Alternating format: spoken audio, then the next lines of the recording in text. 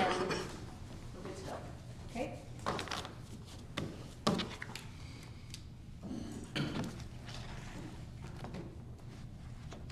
Good morning and welcome everyone to the April 18th, 2023 Strathroy Police Service Board meeting. I'd just like to say that today we have two members, Matt Hall and Mayor Grantham are going to be attending virtually. We have one regrets with absent with notice from Ina Kahan, and Henry Wiersma is here, so and Ron Leclerc, our Inspector of Policing from the Solicitor General's office, is present, along with our Deputy Chief Cushman and Chief Campbell, and we have, of course, our valuable municipal staff to help us through all of what we're going to be doing today. So let's get started on the agenda.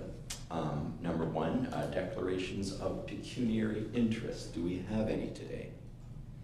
Seeing none, we'll move on to the reading and correction and approval of minutes, and those are the minutes of March the 21st, 2023. Do we have any motions to correct or amend those minutes? Seeing none, can I have a mover and a seconder to approve them? Moved by Mayor Grantham, seconded by Member Wiersma. All those in favor? Thank you. So we passed those minutes. Thank you very much. And now we move on to item number 3, the appointment of the police board secretary. This is a vacancy that we currently have. And I guess I'm going to throw this over to the mayor for a moment, but I guess what we have to take a look at is whether we're looking at to fill this internally or to advertise. So Mayor Grantham, I'm just going to pitch that over to you because I don't know if you've had discussions on this with our acting CAO. Not recently, Councillor Brand, but I can certainly address it, and I can be corrected. It doesn't necessarily have to be an internal staff member doing it. If I understand correctly, that previously it was someone from, for lack of a better word, the outside. So we do need to fill the position, but to answer your question directly, it doesn't necessarily need to be someone in the inside, but way inside of staff, obviously from the clerk's office, we do have people, but I have not had a discussion with acting CAO Dakin the past couple of weeks about it, Chair. Well, thank you for that then. And then what I will do then is I'll pitch it over to the chief for a moment just to see what has happened in the past, and that might be a guide to the board as how do we proceed from this point on. Chief, do you have some comments on this? I do, thank you, Chair. So again, as part of the Police Services Act and the, sorry, I dropped my paper clip here. The responsibilities of the Police Services Board from a governance perspective, the role of the secretary for the board would be an appointment made by the board, similar to other boards or not councils, other boards or committees under the umbrella of the municipality is where the nomination and selection of that person would come from. A short history lesson here. Back in the mid-2000s, sounds like a long time ago when I say it that way. There was a secretary for the Police Services Board that sat outside of the employment for the municipality.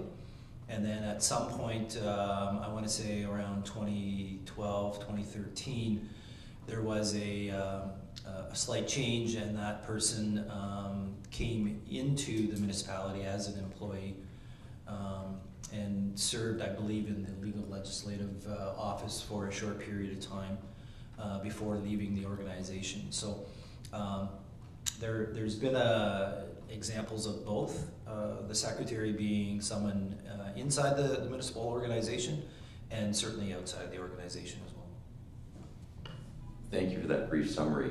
So I guess it's incumbent upon this board then to make a decision as to which model we want to pursue. We have an opportunity here, and I guess as chair of the board, I'd be looking for some kind of report which would indicate the advantages and the disadvantages of either having a person who's employed within the municipality or a person who's employed outside of the municipality, And I don't know if anybody has comments on this right now, but, and I don't think we're gonna maybe decide today. This might be a discussion that the chief and the mayor and the head of HR and the acting CAO may wish to have and bring back to the board, but I'm not sure exactly at this point how we might proceed. Do you have any recommendations, Chief Campbell?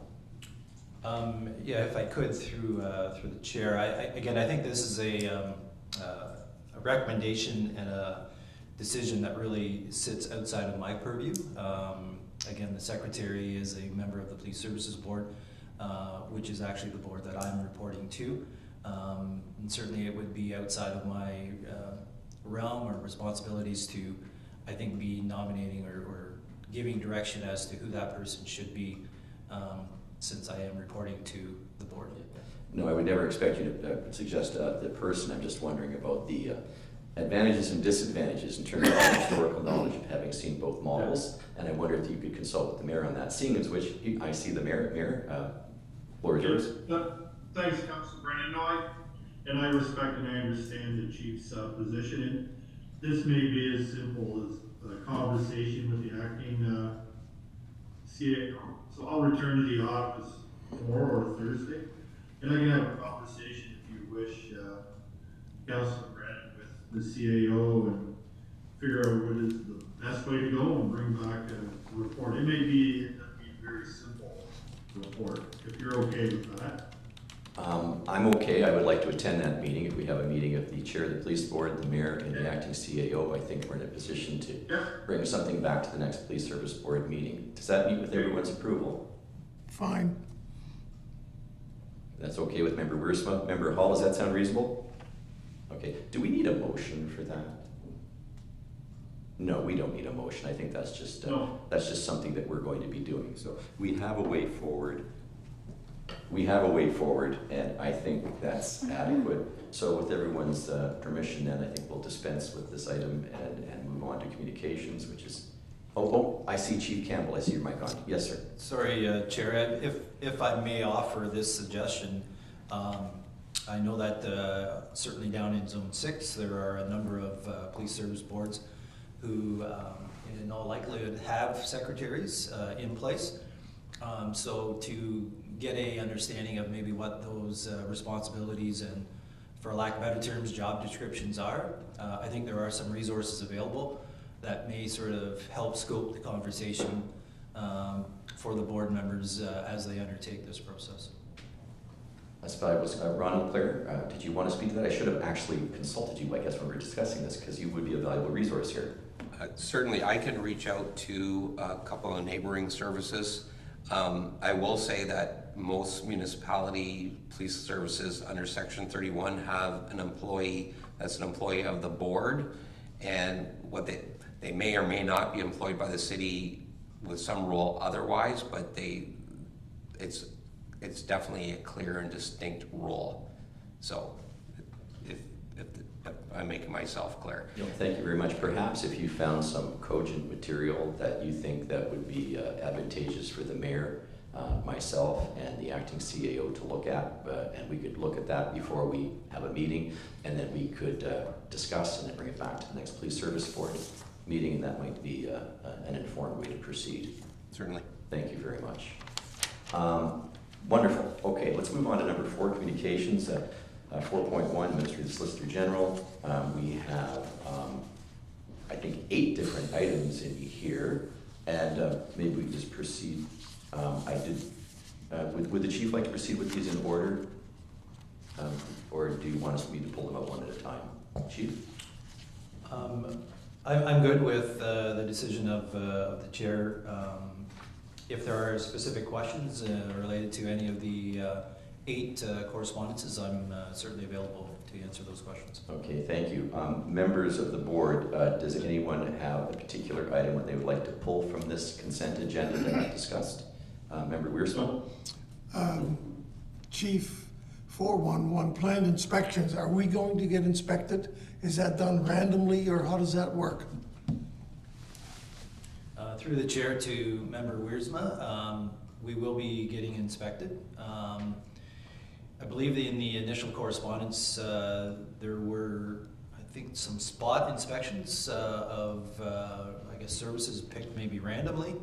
And then they will, I think, provide some notification to the remaining services what that schedule looks like. I may defer to Ron to provide some further explanation, as obviously it falls under the scope of the ministry. Thank you, and through you, Mr. Chair, yes, so the first round of the inspections will be organizations that have been approached and agreed to be the first phase of the inspections. The second phase of the 3 inspections that were outlined will be every service and every OPP detachment throughout the province. Those 3 items that were designated will likely take approximately 24 months for the full cycle of all 3. Thank you for that. I have a follow-up question then.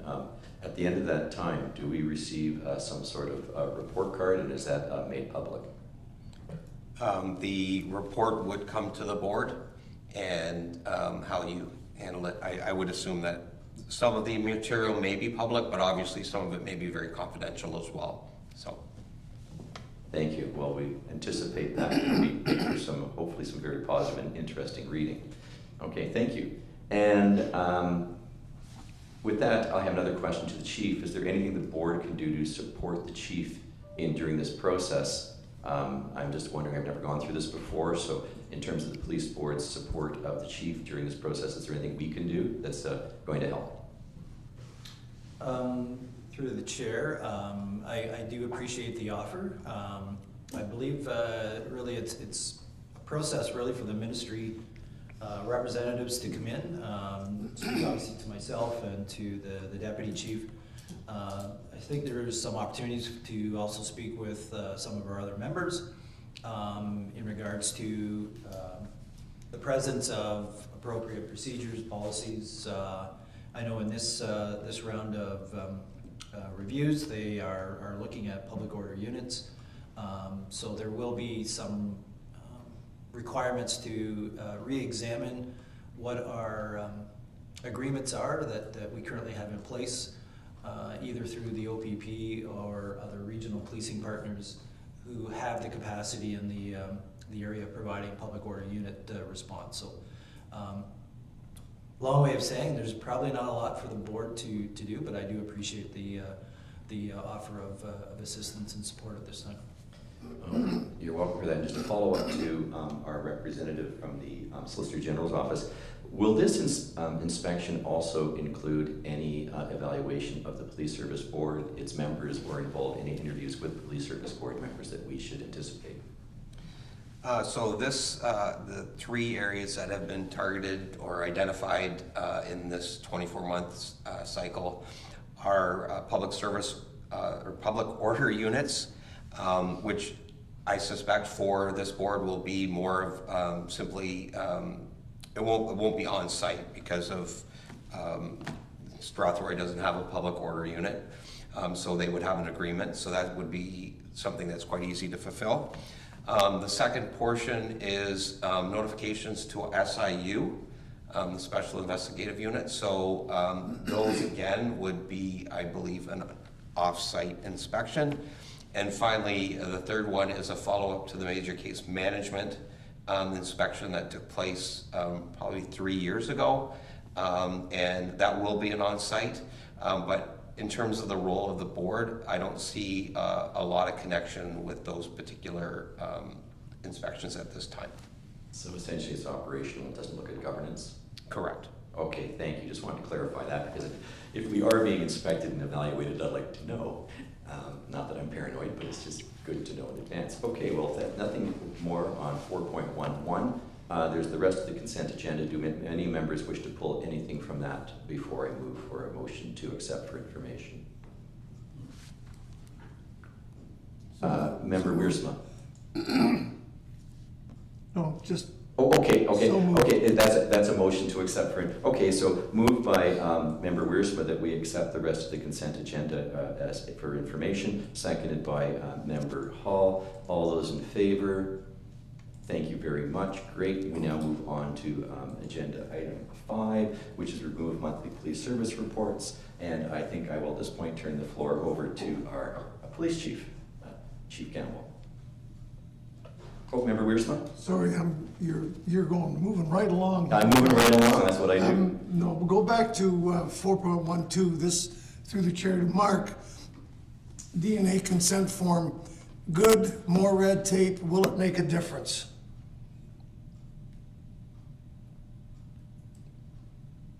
Question.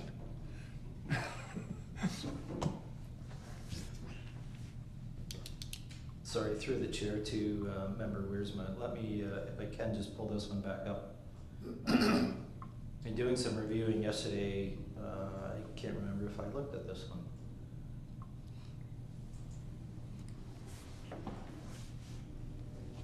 Sorry, just give me a sec.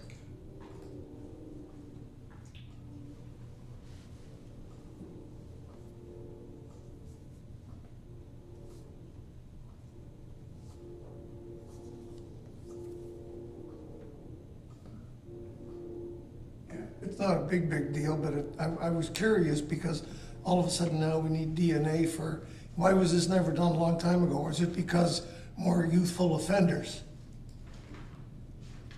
Okay, sorry. Okay. I did miss reviewing this one yesterday. So the initial glance is it looks as though it's replicating the adult consent form. So I think from the ministry perspective, they're just trying to align to make sure that the consent forms, whether it's for an adult person or a person identified as a young person, would be the same.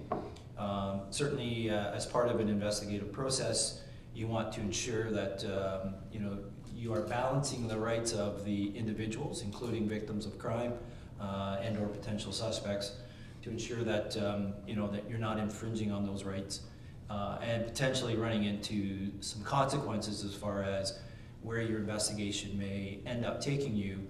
And if you end up, say, in a court proceeding and then having a charter challenge and your evidence being removed as part of your investigative or prosecutional package. So two points here, I guess. Replicating the form to make sure it's consistent with what the adult form looks like, and then ensuring that we're balancing rights of people who are either under investigation or part of the investigative process.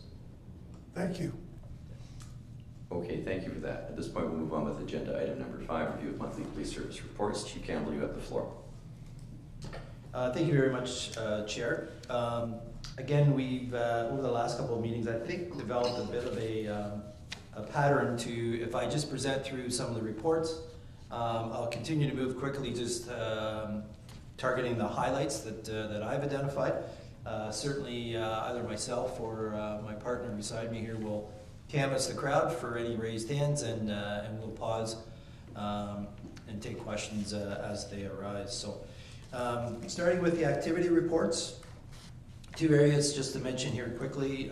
In the first upper category, our occurrence totals. You'll see for the year 2,770 occurrence types so far for the end of March. A little bit above where we were last year, but over the last 3-year cycle, fairly consistent. In the bottom grouping, the charge summary boxes, you'll see in the month of March, 89 criminal code charges, a very busy month for both our uniform and our criminal investigators, laying 89 charges. In the criminal investigation division report, there's 3 or 4 highlights I just wanted to highlight in this one. The first bullet point, we spoke about the execution of a search warrant at an address where there was 202 grams of fentanyl seized with a street value of over $60,000. You'll see that an adult resident was charged. That investigation is still ongoing. Bullet point number 3, just an update. This was information about a luring investigation that our criminal investigators were undertaking. Just the update here is last week we actually arrested a male party in regards to this investigation. Have laid a number of charges, and we're continuing to gather further evidence in regards to that case. Bullet point number 4, this is the kind of a summary of the street crime unit, highlighting the activities here very involved, very proactive, I would call it, in drug investigations, weapon investigations, and executing of arrest warrants. What I mean by that is, as we become aware of parties that are wanted or out on release conditions in our community, we are being very active in ensuring that we are conducting compliance checks to ensure that people who are out on bail are abiding by those release conditions. And when we find instances where they are not in compliance, then we are arresting and charging in relation to those offenses. The court clerk, I've actually highlighted, it's the second bullet point here, court packages process provincial offenses, including ERs. And I just wanted to explain what ER is. That's early resolution. So as an example, anytime that we lay provincial offenses, so your normal traffic type ticket, perhaps a ticket under the Liquor License Act or a ticket under the Trespass to Property Act, we would, in normal circumstances, issue the person a ticket. As part of their court process, they have the option to seek or request what is called an early resolution, which is a meeting between someone at the provincial offenses court and the accused party.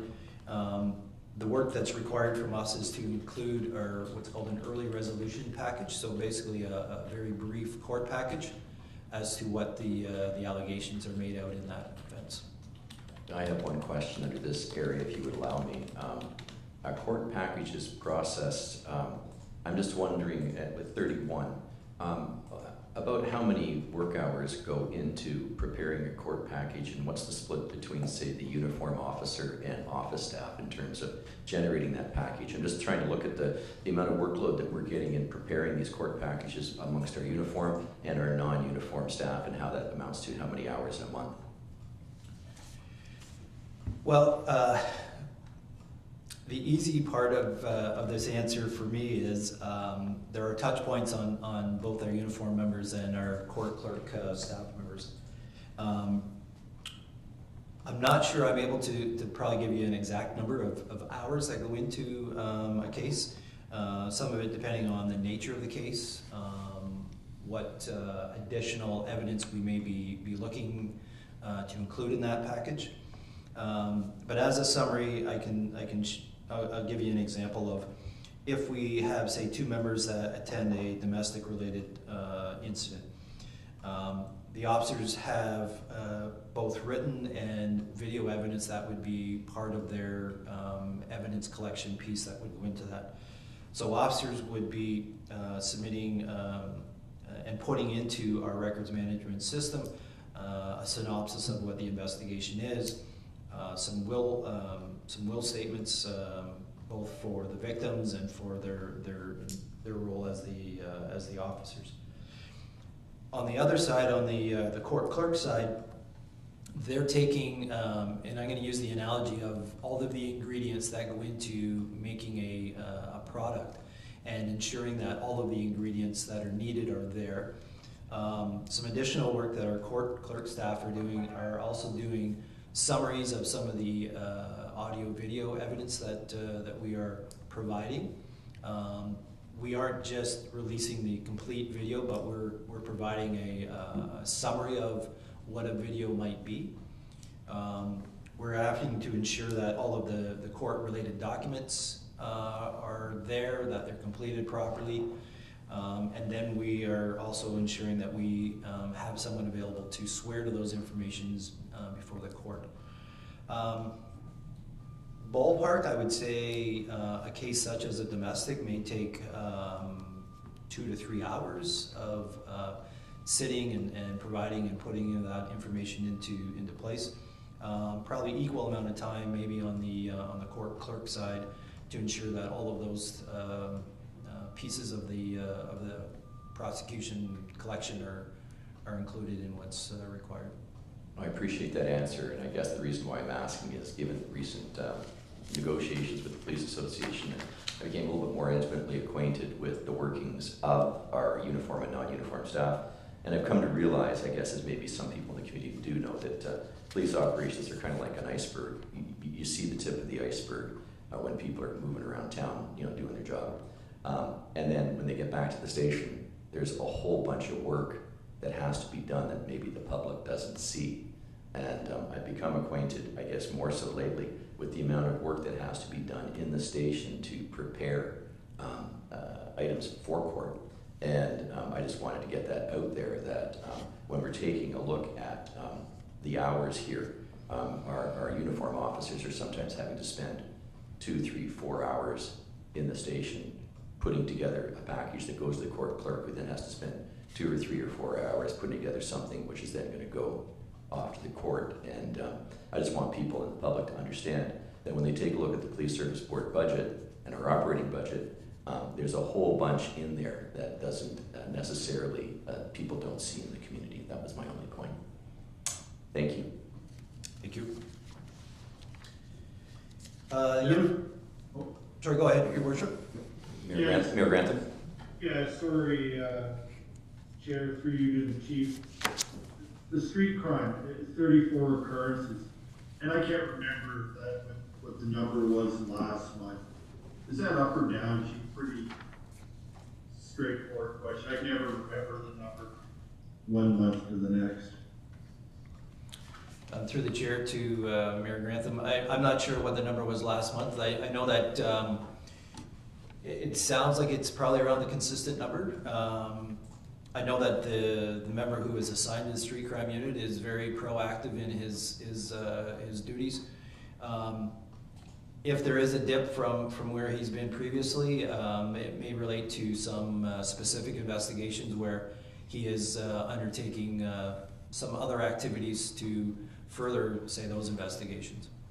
Okay, got it. Thank you. Thank you, Mayor. And I would always say too that if the number is up, it just can sometimes mean that our police force is doing a better job of detecting the crime that's out there, and maybe it's not necessarily indication that there is more crime. So we always get into that discussion. Yeah, it's good to see. Yeah, thank you. I think if I can maybe just add a follow-up comment to the street crime unit. Certainly our original intent of the creation of this unit was to be very proactive in both presence in the community, but as well as tackling 2 areas that we certainly see as being very prolific as far as impacting our community, and that is in drug investigations as well as in social disorder activities. And certainly those 2 are very present, and again, we want to make sure that we are moving forward, trying to find solutions ahead of the time, as opposed to manage something that sometimes can grow and get even further out of control. Yep. Moving to the Uniform Crime Reporting Violations Report, again, just a very quick snapshot at incident counts. I wanted to really just highlight down here in the property crime section the fact that 27 drug offenses or occurrences occurred so far to year to date, which again is just another highlight of the priority that we're putting into our drug investigations. Overall, our total property crime incident numbers are a little bit lower than where we've been the last 3 years, and that's a positive trend. Over in the community. Member Wiersma? Through the chair to Mark, just for curiosity, Mark, what constitutes mischief? So, through the chair to Member Wisdom. So a mischief occurrence is when someone's property is intentionally damaged. So it could be something that's broken, something that is altered, that takes away from the lawful enjoyment of your physical property. An example I will try to give you is your car is parked in your laneway and it's locked. Someone during the evening breaks a window and then maybe goes through your vehicle, but they don't find anything or take anything. That would be deemed or recorded as a mischief incident. Same scenario, but they reach in and you have some personal belongings that are inside the car. It's also a mischief, now a theft as well. Okay. Thank you. Just moving again to the community services and the mental health report. A couple highlights in the media section I wanted to highlight.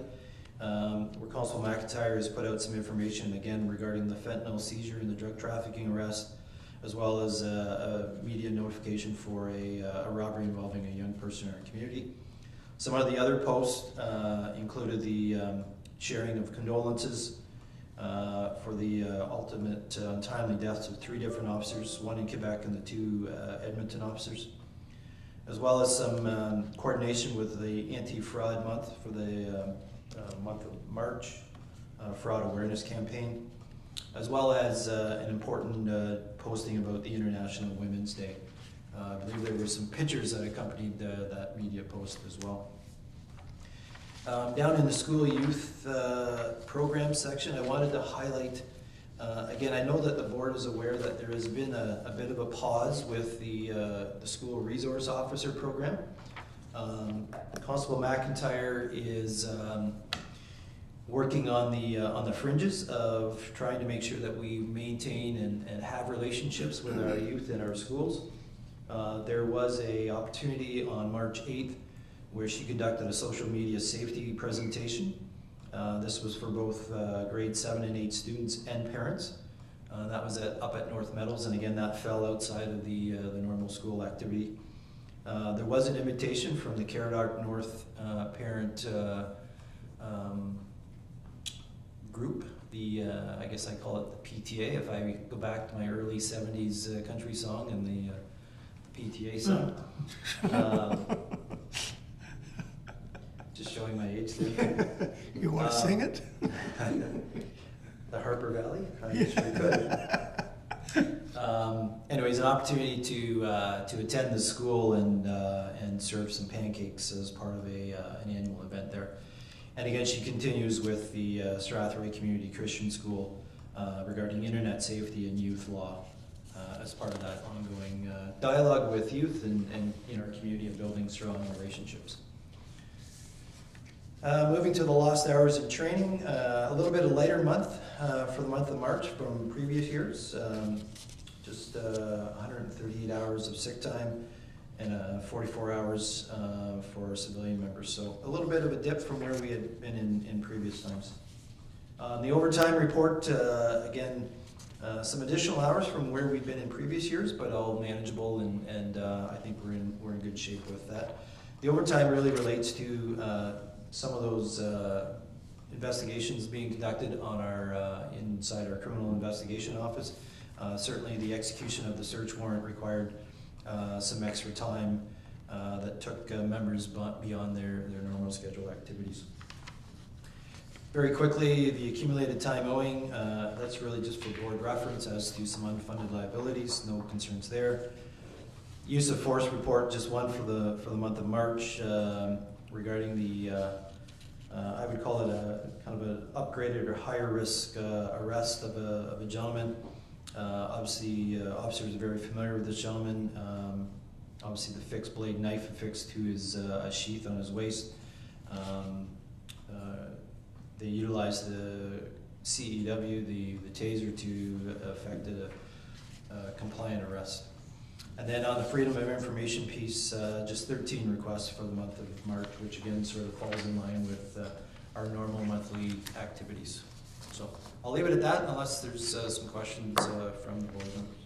Any questions from the board on items 5.1 through 5? Were we including 5.6, or are you going to go into that next? The budget update. Sorry, I can move to the budget update. I can be very brief here in that I know it's hard to sort of analyze because the general taxation amounts aren't in on the top end on the revenue side. But again, a review of the different budget line areas, no real pressing concerns. I did have the EA do an update because I didn't see in the total operating area, it didn't have the percentage used as to where we are in the year. That number, we are sitting at 22%, even though we're at 23% of the year expired. So again, small surplus as far as what the revenue and the expenses would be at this time of year. But again, I don't see any pressing concerns in any of the different budget areas. Thank you for that. Any questions on items 5.1 through 5.6 before I ask for a motion to accept for information? I see no questions. Do I have a mover to accept for information? Member Wiersma, and seconded by Member Hall. All those in favor? Carried. Thank you very much. And now we move on to items from Chief M. Campbell, number 6.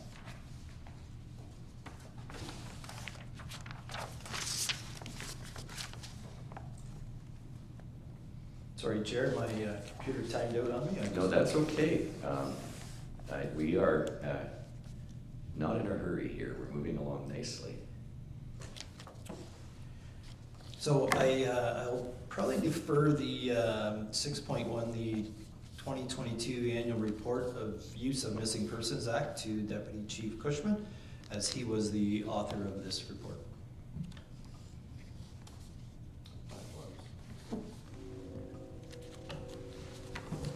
So annually, thank you, annually we submit a report to the provincial government ministry in regards to some legislation that allows the police in exigent circumstances to apply for personal information, whether that's through a bank or telecommunications. So they want to report every year on how many times you use that legislation to obtain people's information without judicial authorization. We have not had to use that, thankfully. Any missing persons that we've had, we're able to find without having to go that route. So.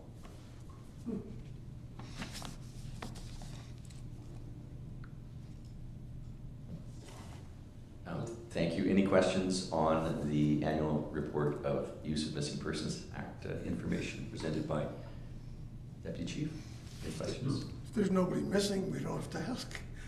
They didn't have to apply for any information to find missing people. But okay, well, seeing none then, I guess I'll just ask for a motion to accept for information. The mayor has moved it, seconded by Member Hall. All those in favor? Thank you very much. Move on to 6.2. Thank you.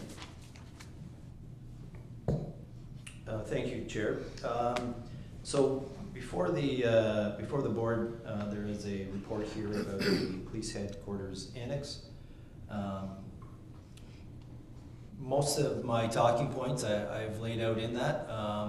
So really what I'm looking for the board to approve here is for us to move to a feasibility study and or to action, having Director Littleborn pick up the request for a study on the expansion of the police service, and working with the consultant under the umbrella of the municipality to explore what does an extension look like for the police station. I think most of my issues that we have identified for our building are contained in the report, and I would be more than happy to answer questions from the board members. Okay, thank you very much, Chief. And I see the mayor's hand is up. The floor is to the mayor. Yeah. Thank you, Chair. Thank you, Chief, for the report. I certainly support the idea that we need some expansion. I just have one question, a little bit of a concern. Would like to go ahead with a feasibility study, but I did note that there's no cost given to having the report done. Is it bigger than the red box? Do we have any idea how much this is going to cost us? I certainly don't. I would hate to see us go down the road of finding out it's a very major expenditure just to get the study done. And I did know that, the reserve fund does have the money to cover it. Yeah, through the chair to the mayor. This is sort of my maiden voyage going down this path of looking to add on to our building. I think the appropriate step is perhaps to have some discussions with Director Littleborn in his area where he's handling the work for the pending or potential fire station build, to open up some discussions with the A-Link, I believe is the consultant currently under hire with the municipality, to come up with some understanding as to what potentially an annex looks like, what potentially that cost could be. Again, understanding that there is some monies in the police reserve budget that I think could probably cover, or not think, should cover or could cover the cost of getting us through the initial steps of understanding what that build is, and obviously potentially what it could cost. Thank you very much for that. I think it would be appropriate then for those discussions between the chief and Director Lilborn to take place, and for you to return here with a dollar figure for a feasibility study that would be approved by the board before we spend any money.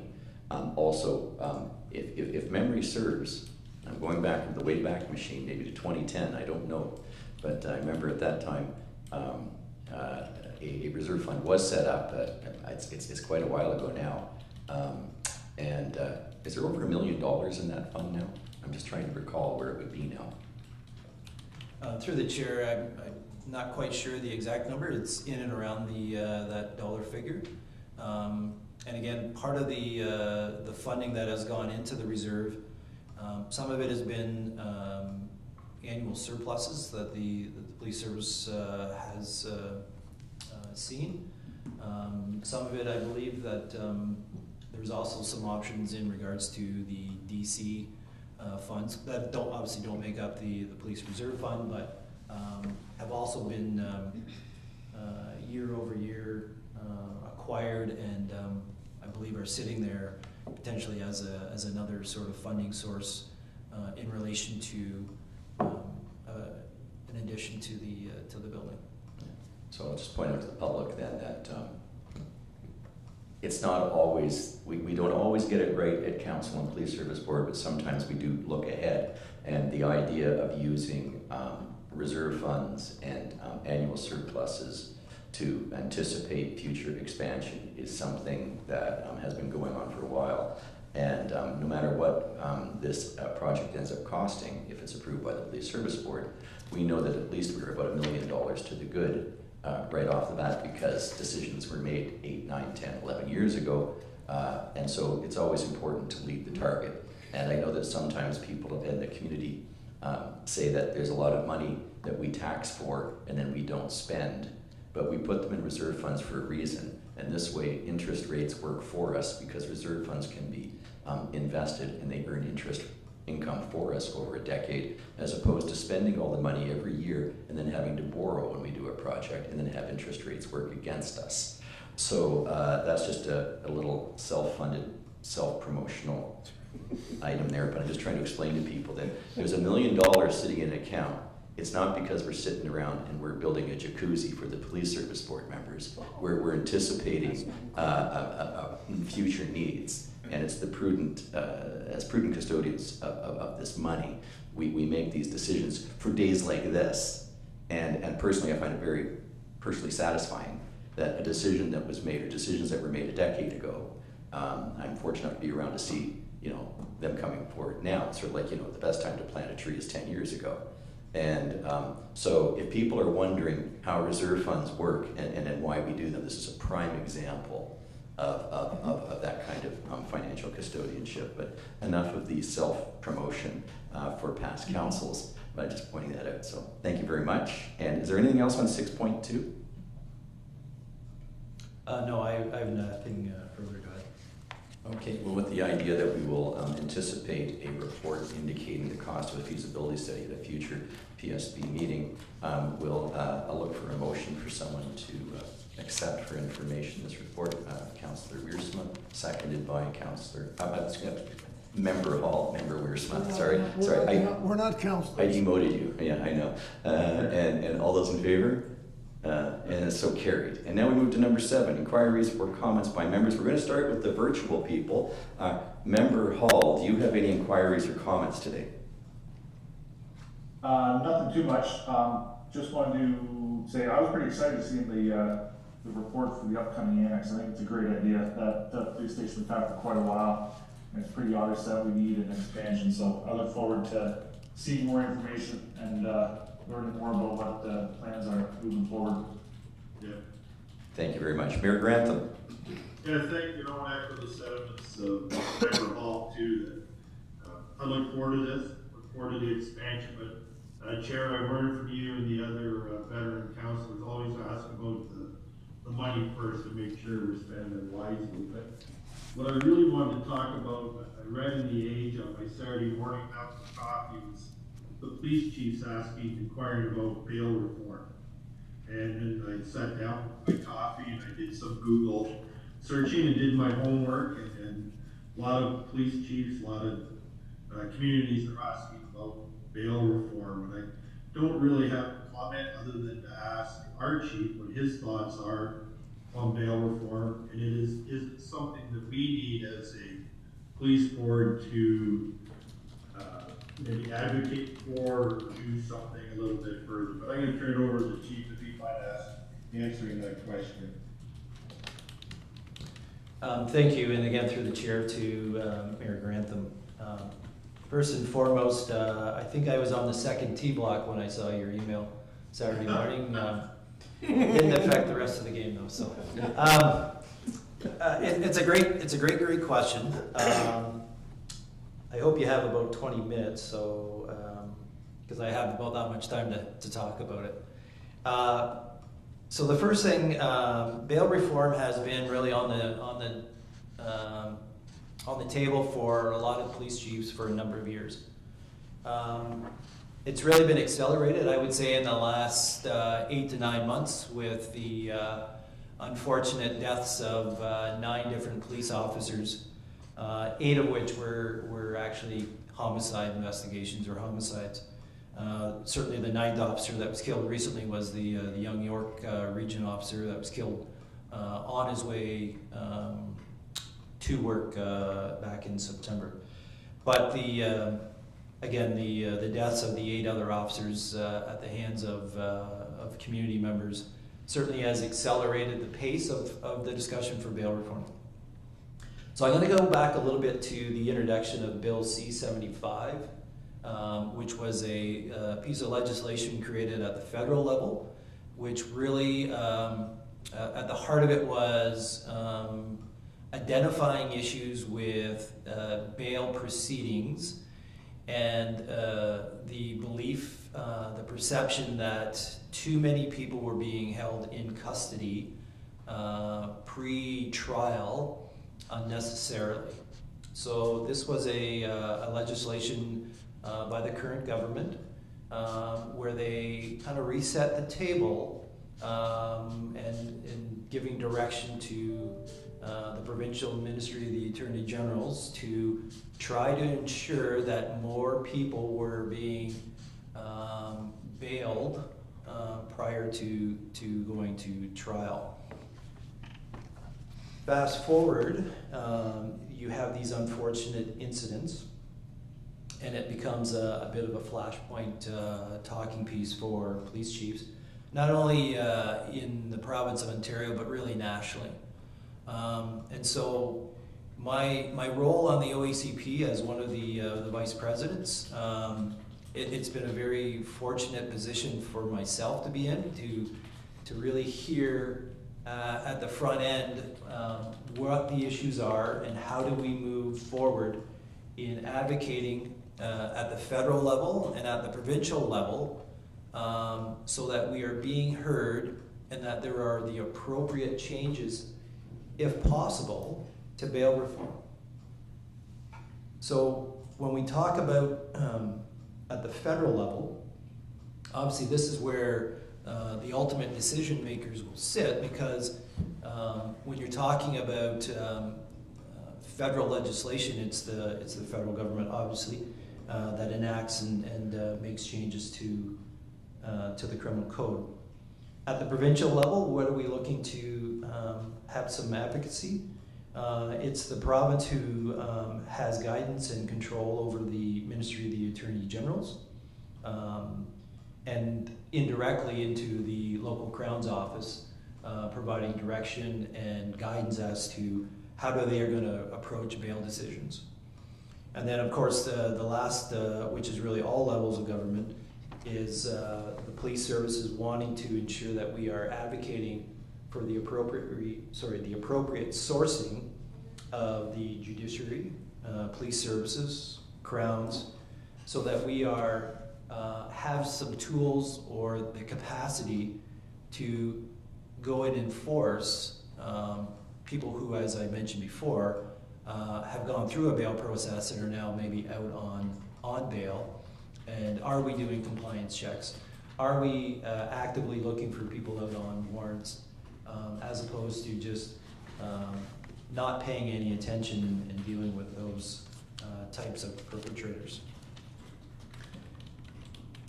One of the main talking points at the OACP level has been to align ourselves with a lot of the associations. So in the province of Ontario, there's the Police Association of Ontario that represents all of the different police services, save and except for the Toronto Police Association and the Ontario Provincial Police, which have their own separate standalone associations. But the OACP has been very strategic to ensure that the interests, the issues that are being brought forward by associations also align with what the police chiefs are looking for. And there's quite a bit of momentum in regards to advocating both, again, at the provincial level, as well as reach in to the federal level to ensure that we are being heard, what our concerns are with the challenges with bail hearings and bail reform, so that the decision makers, again, both at the federal and then the provincial level, clearly understand what our concerns are. I think if I understood where the mayor was perhaps asking a question is, from a board perspective, is there something else that should be or could be done? That is correct. My suggestion in regards to that is the Ontario Association of Police Service Board has an association. The executive director, Lisa Darling, I would suggest might be the resource for the board to connect with or consult with. I'm not sure if there has been more or less a universal message that is coming from the OAPSB, or if they are looking for the individual boards to also provide some sort of correspondence, communication to both the province and or the federal level on an independent basis. So that's where I would maybe provide some direction to the board and the board chair to make that reach out to the executive director to see which avenue, which pathway the police boards in the province of Ontario are looking for their individual board members to do. Yeah. To follow up, Chair, for the report and the comments, Chief Campbell, hopefully I didn't ruin your golf game on Saturday, but I think it's important that we discuss it and at least as a board find out what we can do, because we have to allow the police department, and we just look at something like an expansion of the facility. But if there's something you can do to help them on the street, I think that's something as a board that we should do if that's possible.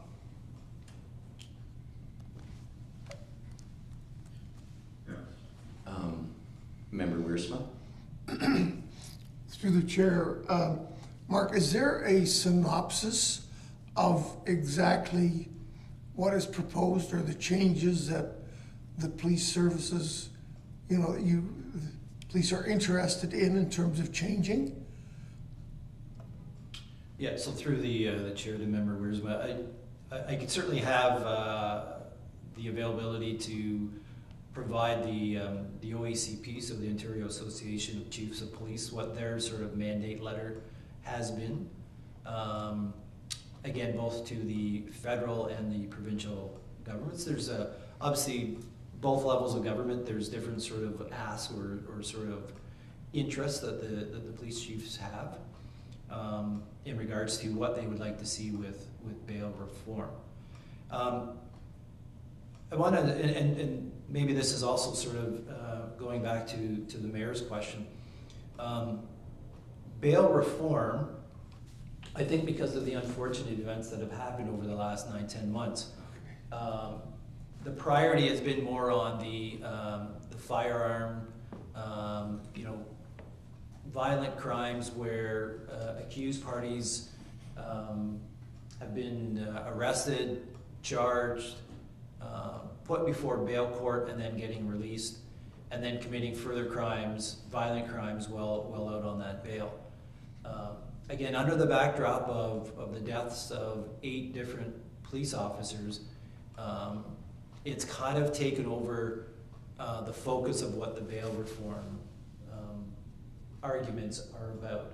And so there's been a bit of a highlighting of violent crimes, gun crimes, as the issue for bail reform. I don't think that it should be forgotten that with Bill C-75 and the emphasis on trying to ensure that accused parties have a right to bail, there's a whole separate set of issues that are occurring, and I would argue are occurring more daily in communities, certainly communities our size, where there are accused parties who are being arrested and charged and sent to bail court for property-related offense or offenses, which are happening very frequently. And there's a bit of a catch and release cycle that occurs.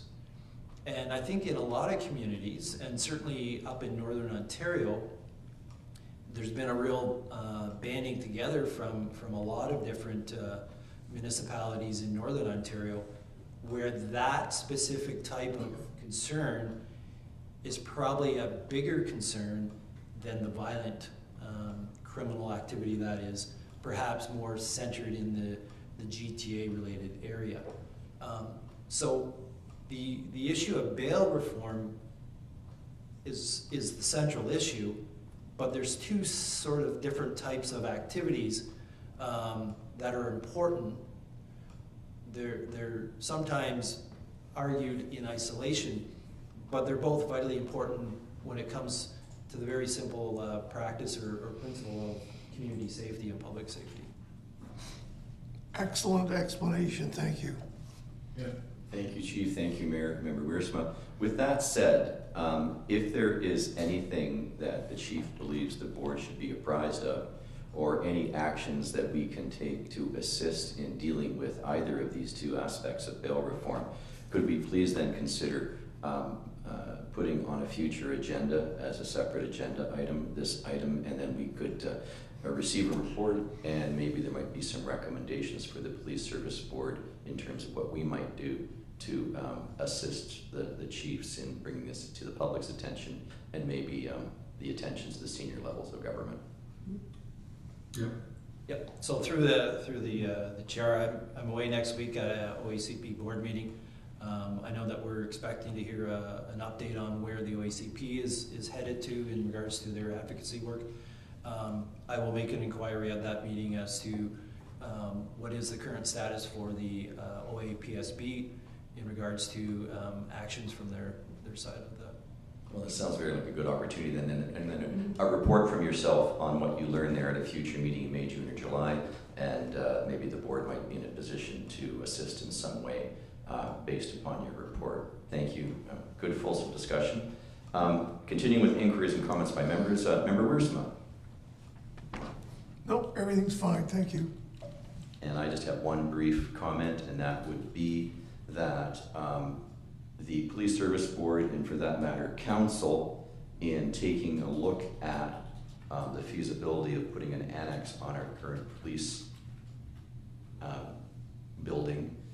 is a great indication of this council's and this board's continuing confidence in operating an independent police service in the province of Ontario. So we wouldn't be making these investments if we didn't want to continue with having an independent police service.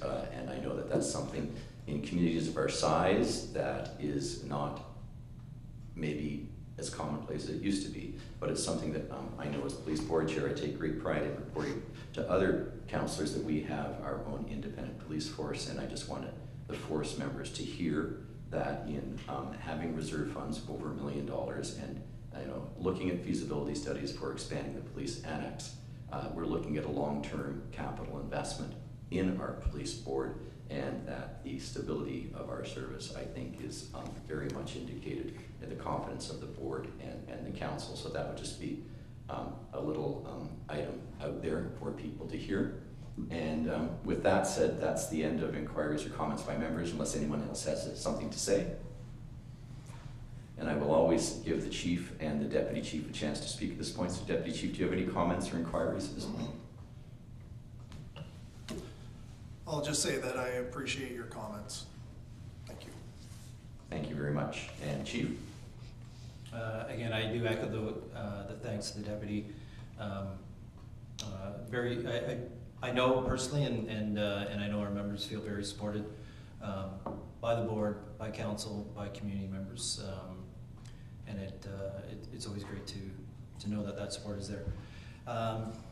I don't really have any other additional comments. Again, I mentioned I'll be away next Monday, Tuesday, and I know further in the agenda here, just a request for a change of date for the next meeting, but I'll wait for that to come up.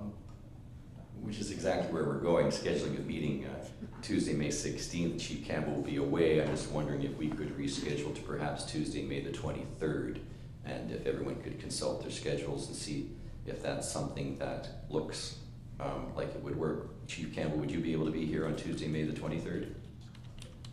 I believe I will be. I know just for the rest of the board, that's the Tuesday after, I believe, the long weekend.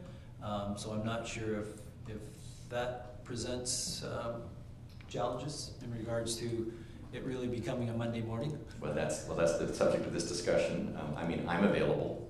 You're available. I'm just wondering, are other members of the board, do they see a problem, and can we amend scheduled meetings?